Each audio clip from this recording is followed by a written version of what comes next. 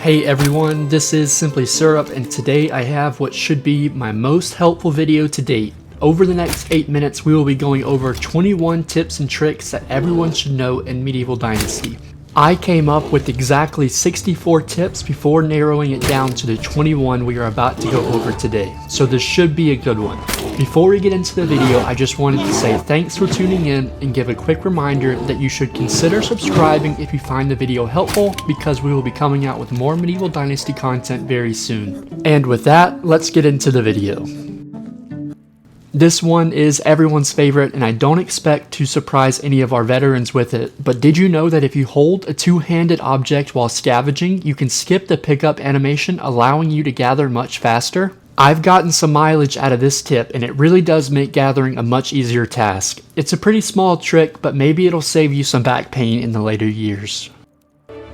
Your farm is the most important asset at your disposal. It has the potential to generate more food and silver than any other activity in the game. Your farm has the opportunity for exponential growth because every seed you plant in year 1 will turn into even more seeds available to plant in year 2. You should get it started up as soon as possible if you're looking for a prosperous playthrough. Speaking of farming, do you know what the most valuable resource in the game is? It's flax. Flax will be used to make your clothing items, and the seeds alone will sell for a generous amount. For those of you looking to make some money, flax is worth more than its weight in silver. And for one final farming trick today, you can leave food or other perishables on the ground to rot at the change of the season. This rot can be turned into fertilizer and be used on your farm. I have yet to find a better use for both ripe and unripe berries in the early game. Pair this tip with tip number 1 and you shouldn't have to worry about buying fertilizer anymore. When you're out searching for new villagers to bring back to your settlement, there are 2 things you need to look for. Number 1 is how skillful they are at the job you are looking for them to do. I would recommend never taking anyone that doesn't have a skill of 3. And number 2 is their age. You really want to get villagers that are as young as possible, because the old ones will start to die out in the later years of your dynasty. I would recommend only taking villagers back that are under the age of 25. Staying on the topic of villager management, you may want to separate male and female villagers for a while for 2 reasons. One is they need time to level up their skills so you can create super babies, and number 2 is that if you don't manage your population, you will end up with so many kids it will become incredibly hard to stay sustainable. Kids won't work until they're 18, so it's a pretty big investment that you have to make if you choose to let them grow up in your village.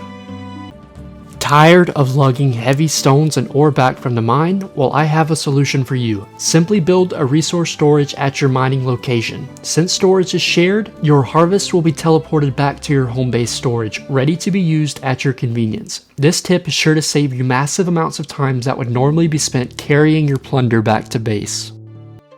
Speaking of carry weight, I have the opinion that you can never go wrong getting more of it. This is why I believe that the number 1 perk in the game is the mule perk in the extraction category.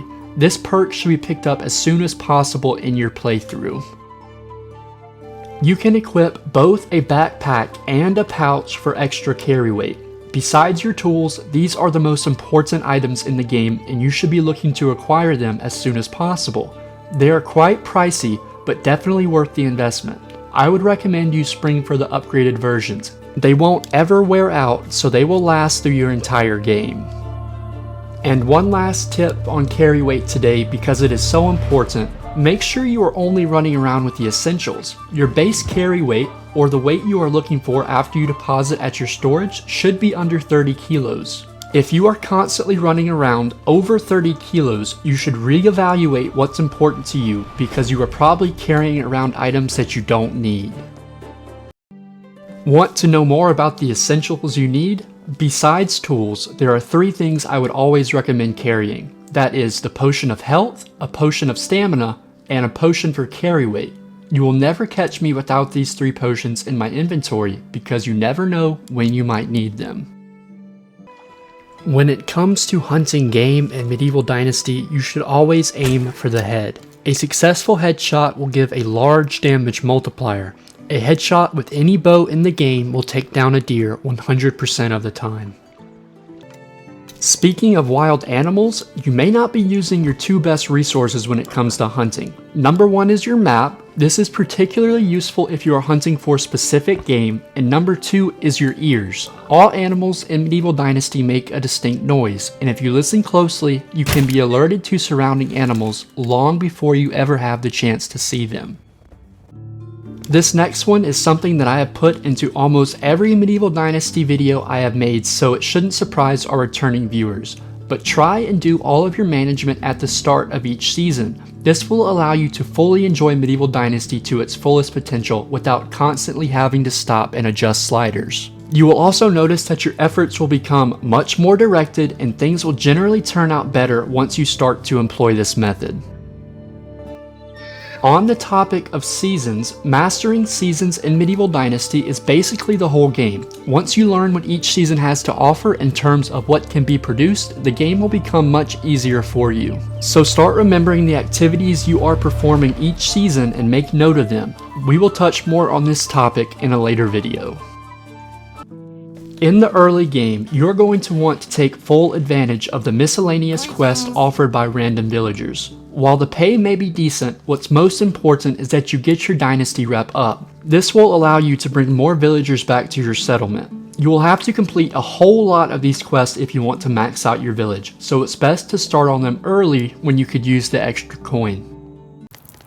One more trick on the topic of quests: if you ever receive a quest that requires a certain item to be turned in, and you will see this a lot, make sure to give them your old, worn down items instead of fresh crafted ones. They really don't seem to mind, so keep the best items for yourself.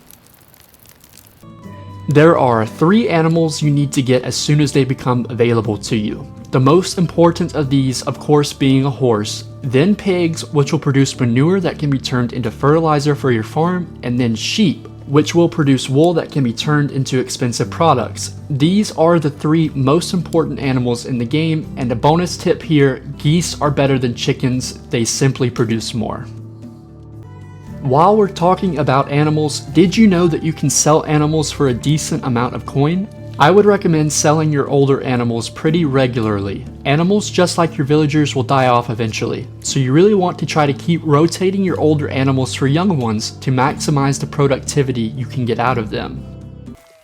When it comes to maximizing production in your village, you really want to think in terms of where the production is being slowed down. These are called bottlenecks, and when you are considering expanding, look for the areas in your supply chain that are the slowest at refining resources. Sometimes, you don't need more inputs to generate more products. You simply need to strengthen your supply chain to produce more in the end.